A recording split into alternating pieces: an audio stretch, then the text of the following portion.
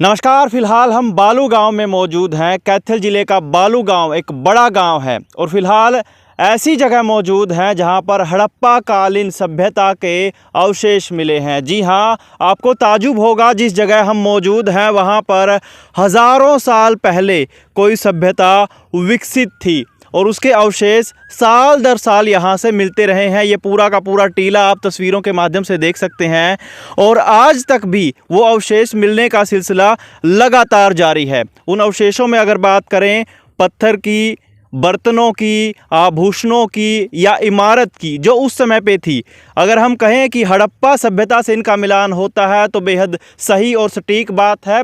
फ़िलहाल तो भारत सरकार के मुताबिक इसको सांस्कृतिक विरासत भी घोषित किया हुआ है और जिसके मायने ये निकलते हैं कि यहाँ पर खनन या निर्माण संबंधी गतिविधियां पूरी तरीके से बैन है। जी हां, जो भी ये जगह आप तस्वीरों में देख सकते हैं, यहाँ पर कोई निर्माण नहीं किया जा सकता और ना ही खनन किया जा सकता इस तरह से। और भारतीय पुरातत्व विभाग की नज़र यहाँ पे कहें या शिक्षाविदों की नज़र लगभग 1976 में यहाँ पर पड़ी थी और तब से लेकर लगभग अब तक 15 चरणों में खुदाई यहाँ पर हो चुकी है। अलग अलग चरणों की खुदाई से बहुत सारी चीज़ें यहाँ पर मिली हैं और अब वो चीज़ें जो है उनके संरक्षण के लिए कुरुक्षेत्र के पुरातत्व विभाग के अंदर वो चीज़ें आज भी मौजूद हैं। लेकिन प्रशासन की कहें, सरकार की कहें या भारतीय पुरातत्व विभाग की अनदेखी का शिकार है ये पूरी की पूरी जगह। आप इस जगह को अपनी तस्वीरों में देखिए एक बार। आज भी अगर मैं अपने कैमरा सहयोगी को कहूँ कि जूम करके वो सामने जो अवशेष मिला हुआ है, जिसको आप बर्तन या पोट का भी नाम दे सकते हैं, उसको ध्यान से देखिए। इस तरह के अवशेष लगातार मिलते रहे हैं और भी मिलेंगे, लेकिन प्रशासन की नेग्लिजेंसी, अनदेखी यहाँ पे साफ तौर पर देखी जा सकती है। भारतीय पुरातत्व विभाग की अनदेखी यहाँ पे साफ तौर पर देखी जा सकती है कि उसके बाद से इसको किसी तरह के इसकी कोई बाउंड्री नहीं बनाई गई है। हालांकि भारतीय पुरातत्व विभाग के मुताबिक ये जगह 24 एकड़ में फैली हुई है, लेकिन ग्रामीणों का कहना है कि ये जगह 14 एकड़ में फैली हुई है। लेकिन फ़िलहाल तो एक टूरिज़्म के नज़रिए से कहें, क्योंकि जिस तरह से हिसार के राखीगढ़ी गांव में भारतीय पुरातत्व विभाग द्वारा जो वहां पे हड़प्पा सभ्यता के अवशेष मिले हैं उनको सुरक्षित करने के लिए जिस तरीके से चार दीवारी बनाई गई, तमाम वो इक्वाइपमेंट वहाँ उनको मुहैया करवाए गए, तो इस तरह की सुविधा या बुनियादी चीज़ें यहाँ पर देखने को नहीं मिलती हैं। ना कोई यहाँ पर ऐसा बोर्ड लगाया गया है जिससे इस जगह की पहचान हो या फिर इसको एक टूरिज्म स्पॉट की तरह विकसित किया जा सके। पूरी की पूरी अनदेखी का शिकार है गांव बालू का ये टीला जहां पर हड़प्पा सभ्यता के अवशेष मिले हैं। फिलहाल इस पूरी चर्चा में मेरे साथ गांव से ही एक ग्रामीण भी मौजूद हैं, गुरुदेव जी। गुरुदेव जी, बहुत बहुत स्वागत है। नमस्कार। एक तो मैं पहले तो ग्रामीणों के नज़रिए से, या आप भी इसी गाँव से हैं, आपको कब पता चला कि आपके गाँव में ऐसी ऐसी चीज़ है?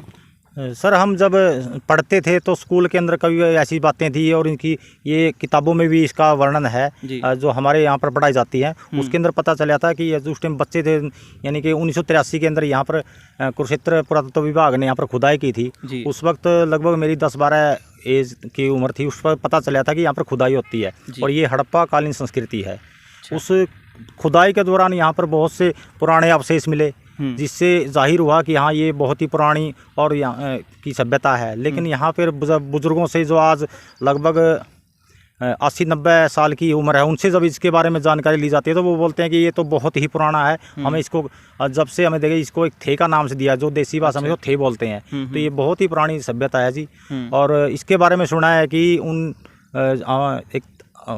1976 जी हाँ, 1976 में पुरातत्व विभाग की यहाँ पर नज़र पड़ी थी। तो उन्होंने को पता लगा कि बाड़ू के अंदर भी कोई हड़प्पा संस्कृति की कोई सभ्यता है। तो 1976 में यहाँ पर उनकी नज़र पड़ी और 1977 में यहाँ पर खुदाई की गई। खुदाई के दौरान कुरुक्षेत्र से एक डॉक्टर सूरजभान और एक अमेरिकी विशेषज्ञ थे जो पुरातत्व विभाग के, जिनका नाम था जिम जी सेल्फर, वो यहाँ पर आए थे। उन्होंने खुदाई की और लगभग 15 चरणों में उसकी खुदाई की गई। और यहाँ पर कांच की चूड़ियाँ, हड्डी की चूड़ियाँ, हथियार, तांबे के बर्तन और लगभग यहाँ पर ईंटें भी मिली हैं काफ़ी, जिसकी लंबाई, चौड़ाई, मोटाई 10 गुणा 20 गुणा 40 सेंटीमीटर है। जो उसके चारों तरफ उसकी दीवार बनाई गई थी संस्कृति के खिलाफ। और तो यहाँ आज की ईंटों के मुकाबले उस समय की ईंटें ज्यादा बड़ी थी, चौड़ी थी, ज्यादा बड़ी, मोटी और लंबी थी, जिसका बहुत ज्यादा और कच्ची बनी हुई थी वो, और उनको उनका संरक्षण था, यानी कि एक प्रकार से उनकी बाड़ बनाई गई थी। जी जी जी जी। कुछ और चीजें भी, कोई दंत कथा भी आप जिक्र कर रहे थे, चीन या चाइना की कोई दंत कथा है? सर यहाँ पर जो ह्यूनसांग था, चीनी एक यात्री था जी, जो पूरा भ्रमण किया था उन्होंने देश विदेश का, तो जिस वक्त ये सभ्यता यहाँ पर पनप रही थी, उस टाइम वो अपनी यात्रा के दौरान यहाँ पर कुछ दिन के लिए ठहरा भी था। ये सुनने में आया कि दंत कथा है ये। अच्छा जी। तो ठहरते हुए मतलब ये उसी समय के दौरान की जो ये सभ्यता विकसित है, आप बता रहे हैं कि उसी के दौरान की ये चीज़ें हैपनिंग हुई हैं? जी बिल्कुल, उसके दौरान है वो था, तो यहाँ पर सभ्यता थी तो यह ठहरा था। और देखो चीन कहाँ है, हम कहाँ है, तो कहीं ना कहीं कुछ न कुछ बात आई है, तो उसका भी जिक्र आया इसके अंदर। जी। कुछ और चीज़ें आपके बड़े बुजुर्ग क्या बताते हैं? हालांकि ये चीज़ें काफ़ी पुरानी हैं, आपकी मेमोरी में भी अगर याददाश्त ताज़ा है तभी ये चीज़ें रहेंगी। जी। तो सर यहाँ पर जो जब भी हम देखते हैं, जैसे हम अब इस टाइम देख रहे हैं, तो यहाँ पर पत्थर, पुरानी औजार पड़े हैं, मतलब जैसे हमारे टूटे हुए बर्तन हैं, उनकी जो बर्तन पिछले पुराने ज़माने में बनते थे, उनकी मोटाई, जो उनकी लंबाई और मोटाई थी, बहुत ज़्यादा है। आज के बर्तनों में बहुत ज़्यादा अंतर है, तो इससे पता लगता है कि वाकई में ये पुरानी सभ्यता है। बिल्कुल। उस वक्त, आज जो टेक्नोलॉजी है बहुत ज़्यादा आगे बढ़ चुकी है, लेकिन उस टाइम तो टेक्नोलॉजी नहीं थी, और अगर टेक्नोलॉजी थोड़ी बहुत थी तो उनकी जो गुणवत्ता थी वो सही नहीं थी। तो इसलिए यहाँ पर देखने से पता चलता है कि ये बहुत ही पुरानी सभ्यता है। बिल्कुल। कई और भी अवशेष ये यहीं से मिले हुए अवशेष हैं, इनके उदाहरणों से हम समझ सकते हैं वाकई ये कितनी पुरानी होंगी। ये एंटीक है, एंटीक पीस है मेरे ख्याल से। जी, जैसे ये एक पोर्ट है। जी, ये देखिए एक फुट है, कितना इसकी मोटाई देखिए, कितनी मोटाई है, और कितना है वो है, और ये देखिए इसकी मोटाई कितनी है। जो आज के बर्तन हैं, अगर उन बर्तनों को देखो तो बहुत ही महीन है, लेकिन इससे पता लगता है कि ये बहुत ही पुरानी है। उस टाइम तकनीक, इनके बर्तन बनाने की जो तकनीक थी काफ़ी ज़्यादा वो विकसित नहीं हुई थी। जी जी। तो लोग अपने जीवन यापन के लिए इन चीज़ों का प्रयोग करते थे, जो आज भी इतने सालों के बाद भी देखने को मिलती है। तो अगर सरकार चाहे, अगर पूरी तरह से इस पर ध्यान दे, तो बहुत कुछ देखने को मिल सकता है। हमारी जो आने वाली पीढ़ी है उनको बहुत ज़्यादा ज्ञान मिल सकता है, और हमारा गाँव एक बहुत बड़े एक पर्यटक स्थल के रूप में विकसित हो सकता है अगर चाहे तो। लेकिन जो पुरातत्व विभाग है वो सरकार से खपा है, क्योंकि वो कागजों में बहुत कुछ बोलते हैं, लेकिन जब कराने का टाइम आता है तो वो मुंह मोड़ लेते हैं। धरातल की सच्चाई जी बिल्कुल होती है। बिल्कुल जी। तो जिस तरीके से आप दिखा रहे हैं, हम भी नहीं चाहते जो इस तरह के अवशेष हैं यहाँ मिल रहे हैं, सालों दर साल और भी हैं काफ़ी अवशेष जो लगातार मिलते रहे हैं, मिलेंगे भी, लेकिन इनके ठीक से संरक्षण की ज़रूरत है। फिलहाल तो हम इन अवशेषों का यही कर सकते हैं कि इनको जिस जगह से उठाए हैं उनको उसी जगह पर वापस रख देते हैं, क्योंकि अगर इनका नुकसान होगा तो कहीं ना कहीं एक जो धरोहर है हमारी उसका नुकसान है। एक तरीके से इनको जितना सुरक्षित और संचित किया जा सके, ये हालांकि विभाग की जिम्मेदारी है, लेकिन विभाग तो देखो पूरी तरीके से अनदेखी यहाँ पे साफ तौर पर देखी जा सकती है। आस पड़ोस की बात करूँ, अभी जो पूरा का पूरा टीला है सर, कई कई चीज़ों का शिकार है, हम देख रहे हैं, गंदगी फैली हुई है। सर यहाँ पर जो गांव का कूड़ा कचरा वो यहाँ डाला जाता है। यहाँ इनको जो हमारे बुजुर्ग है वो पशुओं को चराने के लिए यहाँ आते हैं। जो कोई भी गाँव की जो भी गंदगी चीज़ें हैं वो यहाँ पर डाली जाती है, या जब भी कोई सड़क बनती है तो पत्थर, रोड़ा, बजरी यहाँ पर डाली जाती है, या इसको एक स्टोर के रूप में लोग यूज़ कर रहे हैं, जिससे पता लगता है कि हमारा जो पुरातत्व विभाग है पूरी तरह से आंखें मीचे बैठा है। और आज के युग में हर आदमी चाहता है कि हमें पुरानी चीज़ों के बारे में जानकारी हो, और सरकारें भी और बहुत सी है जो इन चीज़ों पर बहुत ध्यान है, लेकिन ये सिर्फ एक कागजों में है, सिर्फ टीवी पर, अखबारों में, पत्रिकाओं में दिखाया जाता है, लेकिन धरातल पर इन चीज़ों का बिल्कुल भी नामो निशान नहीं है। बिल्कुल बिल्कुल। कई और चीज़ें हैं, हम अपने साथ के साथ दिखाएंगे भी, जैसे वो ईंटें डाली गई हैं वहाँ पे, वो तो चलो अभी की हैं, ये रिसेंट की घटना हो सकती है। झाड़ियाँ उग गई हैं बड़ी बड़ी, ठीक है, कूड़ा कचरा फैला हुआ है। ये पूरे के पूरे टीले का दृश्य आप देख सकते हैं। गांव बालू में जिस टीले पर हड़प्पा सभ्यता के अवशेष मिले हैं, उस टीले की सच्चाई देखिए आप एक बार ध्यान से। बड़ी बड़ी झाड़ियाँ, घास उग गया यहाँ पे, ठीक है, गंदगी फैली हुई है,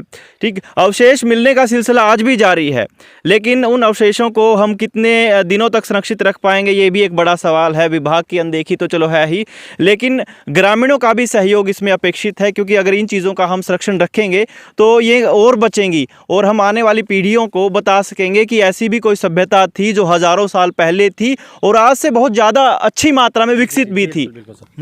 सर ये मैं जैसे गुजरात के अंदर लोथल है, पंजाब के अंदर रोपड़ है, और बाड़ू के हरियाणा के अंदर बाड़ू है, कालीबंगा है। मतलब ऐसे जो पर्यटक स्थल हैं, इनको उस वक्त हड़प्पा संस्कृति ने इनको एक नगर के रूप में इनको घोषित किया था। बिल्कुल। लेकिन उस वक्त का आज से कितनी साल पहले इतना कुछ होने के बावजूद, लेकिन अनदेखी का शिकार होने की वजह से हम यहाँ ये सिर्फ एक टिल्ले के रूप में ही है। लोग जो आने वाली पीढ़ी है उनको इसके बारे में कोई जानकारी नहीं है। अगर कोई कभी कभार उनको यहाँ आना पड़ता है तभी उनको पता चलता है, वरना था किसी प्रकार की कोई वो नहीं है। तो हमारी सरकार से और पुरातत्व विभाग से हाथ जोड़ के विनती है, कृपया इसकी तरफ ध्यान दे, इसका संरक्षण करे, इसके अंदर जो भी है खुदाई करे या जो भी है इसके पूरी तरह से इसका पहले तो ज़रूरी है कि इसकी चार दीवारी निकले, एक नामकरण हो, ताकि आइडेंटिफाई किया जा सके कि वाकई ये वही एरिया है। लेकिन कई बार सरकार या पुरातत्व विभाग यहाँ पर इनको चिन्हित करता है, लेकिन कुछ शरारती तत्व उन चिन्हित की हुई चीज़ों को, जैसे कोई बोर्ड है, पत्थर है, उनको शिलालेख है, उनको उठा के फेंक देते हैं। उनकी मंशा कुछ और ही होगी, यही कह सकते हैं हम तो जी। तो हमारी तो यही है कि सरकार से हाथ जोड़ के विनती है कि आप इस बहुत ही पुरानी सभ्यता को विकसित करने के लिए आप अपना पूरी तरह से समर्पित हो, ताकि इसका ज्ञान गांव के अंदर भी जाए, दूसरे लोगों में जाए, पूरे प्रदेश में जाए, पूरे भारत में जाए, और पता लगे कि एक पर्यटक स्थल बने, जिससे गांव का नाम रोशन होगा और पुराने लोगों की जो सभ्यता थी, जो चीज़ें थी, वो आज के युग में प्रकाशित हो। बिल्कुल सही बात है गुरुदेव जी आपकी। तो अभी और चीज़ों पर अगर हम ध्यान प्रकाश में डालें, क्योंकि किताबों में तो हम अक्सर पढ़ते आए हैं कि गांव बालू में हरियाणा में किस जगह पर हड़प्पा सभ्यता के अवशेष मिले हैं, तो आप बेझिझक ये ऑप्शन टिक करते हैं कि गांव बालू में मिले हैं, कैथल के गांव बालू में मिले हैं। लेकिन वो गांव बालू में ये सभ्यता के अवशेष कहाँ मिले हैं, हम आपको बताते हैं।